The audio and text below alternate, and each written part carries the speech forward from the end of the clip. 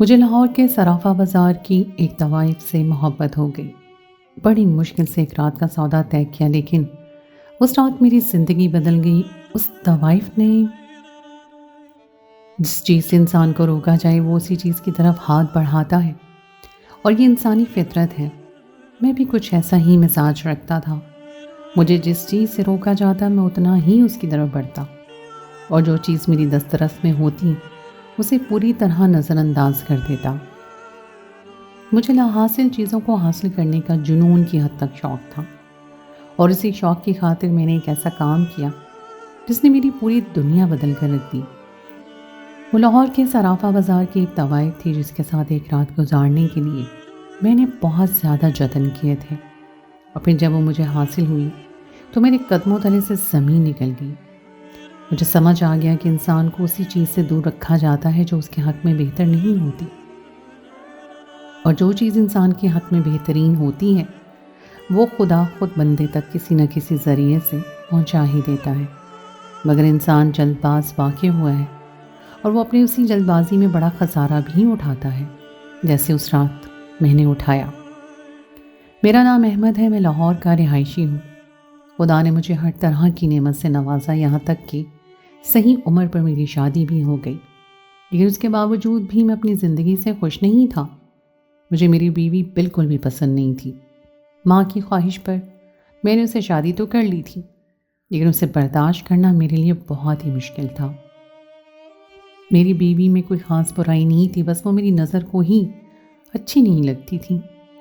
میری شادی کیا ہوئی، میں نے راتوں کو گھر جانا ہی چھوڑ دیا۔ میرا سارا وقت دوستوں یاروں میں باہر ہی گزر جاتا۔ میری ماں میرے اس رویے پہ بہت ناراض ہوتی تھی، لیکن میں نے اب اماں کی پرواہ کرنا بھی چھوڑ دی، کیونکہ ان کی بدولت ہی تو مجھے ایک انچاہی لڑکی سے شادی کرنی پڑی تھی۔ اس وقت تو اماں کی بلیک میلنگ میں آ کر میں راضی ہو گیا تھا، مگر اب مجھے پچھتاوا ہوتا تھا کہ کاش میں اس وقت اماں کو انکار کر دیتا تو یوں اپنے گھر سے باہر مجھے مارا مارا نہ پھرنا پڑتا۔ اور پھر ایسے میں میرا ایک دوست عباس میرے دل کی حالت بھانپ گیا۔ نئی نویلی شادی کے باوجود بھی جب میں ساری رات دوستوں میں گزارتا تو عباس بہانے بہانے سے مجھ سے پوچھتا کہ سب خیر تو ہے نا؟ احمد، بھابھی کے ساتھ کوئی ناراضگی ہے کیا؟ کچھ دن تو میں ٹال مٹول سے کام لیتا رہا، لیکن پھر ایک دن میں نے عباس کو بتا دیا کہ مجھے کومل بالکل بھی پسند نہیں ہے۔ میں چاہ کر بھی اسے وہ محبت نہیں دے پایا جس کی وہ حقدار تھی۔ میری بات سن کر عباس خوب ہنسا اور کہنے لگا، تو پیسے والا ہے، بیوی نہیں پسند تو 1000 لڑکیاں مل جائیں گی، اس میں اتنا پریشان ہونے والی کیا بات ہے؟ عباس کی بات پر میں حیران رہ گیا اور کہا، تم کہنا کیا چاہتے ہو؟ وہ کہنے لگا، آج کے دور میں سب کچھ ممکن ہے۔ اور پھر میرے زخموں کو مرہم لگانے کی خاطر وہ مجھے صرافہ بازار کے ایک چھوٹے سے محلے میں لے گیا۔ وہاں میری پہلی ملاقات میناکشی سے ہوئی۔ میناکشی کو دیکھ کر میں ساری دنیا بھول گیا تھا۔ میں نے ایسا حسین چہرہ آج تک نہیں دیکھا تھا۔ ایسا لگتا تھا جیسے کوئی پری زمین پر اتر آئی ہو۔ اس کے بعد یہ محلہ جیسے میرا مسکن بن گیا۔ میں ہر رات اپنی تھکن اتارنے کے لیے میناکشی کے ڈیرے پہ پہنچ جاتا، اور پھر میناکشی کو دیکھ کر اپنے جذبات کو تسکین پہنچانے کی کوشش کرتا۔ پتہ ہی نہیں چلا کب رات پر رات گزرتی چلی گئی، اور مجھے اس کوٹھے کے چکر لگاتے ہوئے پورے 6 مہینے ہو گئے۔ دفتر سے فارغ ہوتا تو میری گاڑی خود بخود اس جگہ کا رخ کرتی، اور پھر میں آدھی رات تک میناکشی کی محفل کا حصہ بنا رہتا۔ کچھ ہی دنوں میں میری ماں کو اس بات کا احساس ہو گیا تھا کہ میں کس راستے کا مسافر بن گیا ہوں۔ میری ماں میرے آگے بہت روئی تھی اور مجھ سے فریاد کی تھی کہ میں کومل کے ساتھ کوئی زیادتی نہ کروں، لیکن میں کیا کرتا؟ کچھ بھی میرے بس میں نہیں تھا۔ میناکشی سے ملنے کے بعد تو مجھے کومل میں بالکل بھی دلچسپی نہیں رہی تھی، اور عجیب بات یہ تھی کہ کومل کو اس بات کا احساس بھی نہیں تھا کہ میں اس سے کس قدر دور ہوں۔ میں دیر رات گھر سے باہر رہتا تو بھی وہ زیادہ پرواہ نہ کرتی، بس سرسری طور پہ کبھی پوچھ لیتی کہ مجھے دیر کیوں ہوئی، اور اس سے زیادہ ایک لفظ نہ کہتی۔ نہ ہی اس نے کوئی شکایت کی، نہ ہی کوئی جھگڑا۔ میرا دل سے گھر لوٹنا اس کے لیے جیسے عام سی بات تھی، جبکہ میری ماں فکر میں گھلتی ہی چلی جا رہی تھی۔ ہر گزرتی رات کے ساتھ مجھے میناکشی سے عشق ہونے لگا تھا۔ ایسا لگتا تھا جیسے اسے دیکھے بغیر میرے لیے ایک پل گزارنا بھی مشکل ہو۔ میں ہر رات بےتاب ہو کر اس کے ڈیرے کی طرف دوڑ پڑتا تھا۔ یہ بھی ایسی ایک سرد رات تھی۔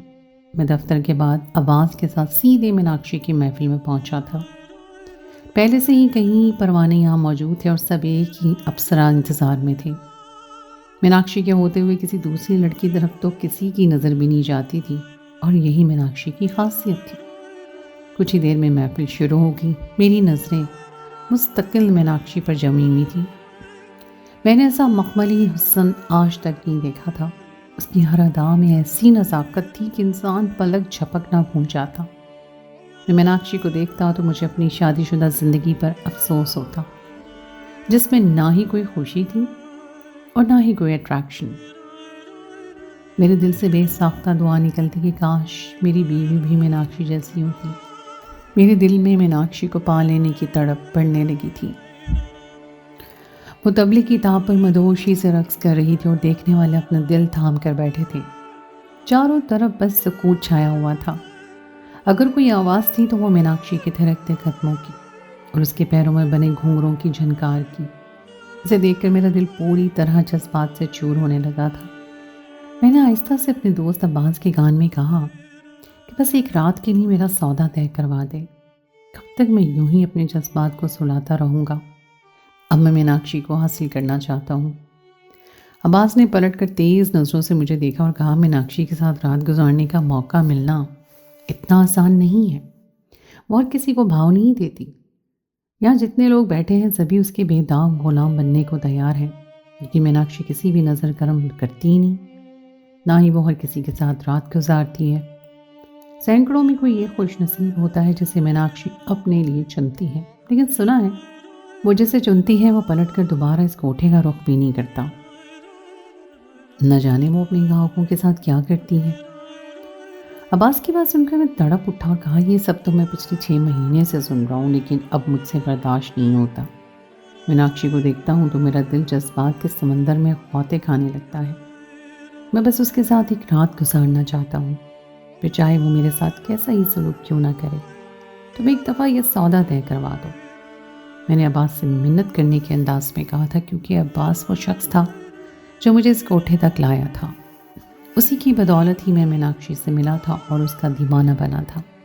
وہ یہاں کا پرانا سوداگر تھا، اس لیے میں چاہتا تھا کہ وہی میری اور میناکشی کی خلوت کا سودا طے کروائے۔ عباس نے گہری سانس لی، کہنے لگا، اب تک کئی دفعہ میں بھی یہ کوشش کر چکا ہوں کہ میناکشی کے ساتھ ایک رات گزار لوں، لیکن میناکشی ہر صاف بار انکار کر دیتی ہے۔ اب تو کہتا ہے تو میں تیری خاطر بات کر کے دیکھ لیتا ہوں۔ عباس کی بات سن کر مجھے بڑی خوشی ہوئی تھی اور عباس راضی ہو گیا تھا۔ میرے لیے تو یہی بہت تھا۔ پھر ہم رات گئی تک کوٹھے پر ہی بیٹھے رہے، یہاں تک کہ ایک ایک کر کے سارے ہی گاہک چلے گئے۔ میناکشی کا رقص بھی ختم ہوا تو وہ ہم دونوں کو دیکھ کر پوچھنے لگی، کیا بات ہے، آج واپسی کا ارادہ نہیں ہے؟ میناکشی نے تیکھی نظروں سے ہماری طرف دیکھا تھا۔ میں تو اس کی نظروں کی تاب بھی نہیں لا سکا تھا اور نظریں جھکا گیا تھا، جبکہ عباس کہنے لگا، یہ میرا دوست آپ کا پروانہ بن گیا ہے اور ایک رات آپ کے ساتھ گزارنا چاہتا ہے۔ اس کی حالت پہ کچھ رحم کھائیں اور ایک رات کے لیے سودا کر لیں۔ عباس نے بڑے ہی ادب سے میناکشی کو مخاطب کیا تھا۔ یہ سن کر میناکشی زور سے ہنسی اور کہنے لگی کہ یہاں آنے والا ہر شخص ہی میرا دیوانہ ہوتا ہے، لیکن اس کا یہ مطلب نہیں ہے کہ میں ہر کسی کو اپنے کمرے تک رسائی دے دوں۔ تمہارے دوست میں ایسی کیا خاص بات ہے جو میں اسی کے ساتھ سودا کر لوں؟ میناکشی کی بات سن کر عباس خاموش ہو گیا۔ میں نے دھیرے سے نظر اٹھائی اور کہا، میں بس ساری رات آپ کو دیکھنا چاہتا ہوں اور اس سے زیادہ میری کوئی خواہش نہیں ہے۔ میں تنہائی میں اپنی پیاس اپنی نظروں سے بجھانا چاہتا ہوں۔ میری بات سن کر وہ دھیرے سے مسکرائی اور کہنے لگی، کوشش اچھی ہے، لیکن میناکشی کو حاصل کرنا اتنا آسان نہیں ہے۔ تھوڑی محنت تمہیں کرنی ہوگی۔ میں میناکشی کی بات کا مطلب نہیں سمجھ پایا تھا، لیکن اٹھ کر اندر کو چلی گئی تھی اور پھر عباس مجھے کھینچ کر کوٹھے سے باہر لے آیا تھا۔ باہر نکلتے کہنے لگا، سادی کے بڑے نخرے ہیں، کوٹھے والی ہے لیکن عجیب اصول بنا رکھے ہیں۔ عباس کی بات سن کر میں ناراض ہوا اور کہا کہ عباس، اس کے بارے میں اس لہجے میں بات نہ کرو۔ عباس نے میری طرف دیکھا اور کہنے لگا، تیرا دماغ خراب ہو گیا ہے کیا؟ گھر جا، تیری بیوی تیرا انتظار کر رہی ہوگی۔ یہ عورتیں صرف دل بہلانے کے لیے ہوتی ہیں، دل میں بسانے کے لیے نہیں۔ عباس کے لہجے پر میں نے سرد آہ بھری تھی. مجھے یاد آ گیا تھا کہ میرے گھر میں ایک عورت موجود ہے جو اس وقت شاید گہری نیند سو رہی ہوگی. میں اپنی بڑی سی گاڑی میں بیٹھ کر واپسی کے لیے روانہ ہو گیا تھا اور عباس کے لہجے کی کڑواہٹ کی وجہ میں اچھی طرح جانتا تھا. وہ خود بھی کئی دفعہ میناکشی کے ساتھ رات گزارنے کی خواہش کر چکا تھا، لیکن ہر دفعہ کے انکار نے اسے نہ صرف چڑچڑا بنا دیا تھا بلکہ میناکشی کے بارے میں وہ اب ایسے ہی لفظوں میں بات کرتا تھا اور اس کا لہجہ مجھ سے برداشت نہیں ہوتا تھا. کہیں نہ کہیں میں نے دل میں یہ ارادہ کر رکھا تھا کہ جس رات میرا میناکشی کے ساتھ سودا طے ہوا میں اسے شادی کے لیے راضی کر لوں گا. میرے پاس گھر، پیسہ، جائیداد سب کچھ تھا. میں جب میناکشی کے آگے سب کچھ رکھتا تو وہ یقیناً مجھ سے شادی کے لیے انکار نہ کرتی. میناکشی ساری زندگی گزارنے کے بارے میں سوچتے ہوئے میں گھر پہنچا. تقریباً رات کے 1 بج رہے تھے اور سارے گھر میں سناٹا تھا. میں نے جیسے ہی بیڈ روم کا دروازہ کھولا تو میرے بستر پر مجھ سے بھی دگنے وجود والی عورت میری بڑی گہری نیند سو رہی تھی. وہ کوئی اور نہیں، میری بیوی کومل تھی، جو اپنے نام کے بالکل برعکس تھی. اسے دیکھ کر مجھ پر ایک عجیب سی تھکن سوار ہو گئی تھی. بے اختیار ہی مجھے میناکشی کا خوبصورت وجود یاد آ گیا تھا اور میں سوچنے لگا تھا کہ پتہ نہیں کب وہ مجھے اپنے ساتھ رات گزارنے کا موقع دے گی. میں کومل کی جگہ بستر پر اسے تصور کرنے لگا تھا. میناکشی کے بارے میں سوچتے ہوئے میں دبے پاؤں کپڑے تبدیل کرنے چلا گیا اور جب واش روم سے باہر نکلا تو میری بیوی کومل کی آنکھ کھل گئی. وہ مجھے دیکھ کے مسکرا کر کہنے لگی، میں نے آپ کا بہت انتظار کیا، آپ کو پتہ تھا آج میری سالگرہ ہے، پھر بھی آپ دیر سے آئے ہیں. اس نے ہمیشہ کی طرح ہلکا پھلکا سا شکوہ کیا تھا اور میں اس بات پر خاموش ہی رہا تھا. وہ مجھ سے کھانے کا پوچھنے لگی لیکن میں اس قدر بے دل ہو چکا تھا کہ میں نے اسے صاف منع کر دیا تھا اور ایسے ہی بستر پر لیٹ گیا تھا. کبھی کبھی تو مجھے کومل پر بڑا غصہ آتا تھا. عجیب عورت تھی، میرے اتنے اکھڑے رویے کے باوجود بھی نہ ہی گھر چھوڑ کر جاتی تھی نہ ہی کوئی لڑائی جھگڑا کرتی تھی، جبکہ میں تو موقع کی تلاش میں تھا کہ کب وہ خود مجھے چھوڑ کر جاتی اور میری اسے جان چھوٹ جاتی. دراصل کومل میری خالہ کی بیٹی تھی جسے میری ماں نے اپنی بیوہ بہن کی محبت میں میرے سر پر مسلط کر دیا تھا اور میں اسے جان چھڑانے کے لیے کوئی نہ کوئی وجہ تلاش کر رہا تھا. پھر جب سے میناکشی میری زندگی میں آئی تھی تب سے تو کومل سے مجھے اور بھی نفرت محسوس ہونے لگی تھی. اپنا بے ڈول وجود لے کر جب وہ میرے ارد گرد گھومتی تو مجھے لگتا کہ میرا دم گھٹ جائے گا. میں 6 فٹ کا لمبا چوڑا ہٹا کٹا لڑکا تھا اور اماں نے میرے لیے ایک بھینس جیسی لڑکی کا انتخاب کر لیا. بھلا میرا دل اس کے ساتھ کہاں لگتا. میں تو اسے اپنے ساتھ کسی تقریب میں برابر کھڑا بھی کرنا گوارا نہیں کرتا تھا. آفس کی کوئی دعوت ہوتی یا کوئی شادی بیاہ کی تقریب تو یا تو میں کومل کو چھوڑ کر جاتا یا پھر اس کے ساتھ جاتا ہی نہیں تھا. شروع میں تو کومل اس بات کو محسوس کرتی تھی، پھر اس نے میرے ساتھ کہیں جانے کے لیے اصرار کرنا ہی چھوڑ دیا. وہ خود ہی خاموشی سے گھر بیٹھ جاتی تھی اور میں اکیلا ہی سب جگہ گھومتا پھرتا. البتہ میری ماں کو اس بات پر بڑا شکوہ تھا. کچھ ہی دیر کے بعد کروٹیں بدلتے بدلتے ہی میں سو گیا تھا. پھر ساری رات خواب میں بھی میں نے اپنے ساتھ میناکشی کو ہی دیکھا تھا. پتہ نہیں اس میں کیا جادو تھا کہ وہ میرے اعصاب پر پوری طرح سوار ہو گئی تھی.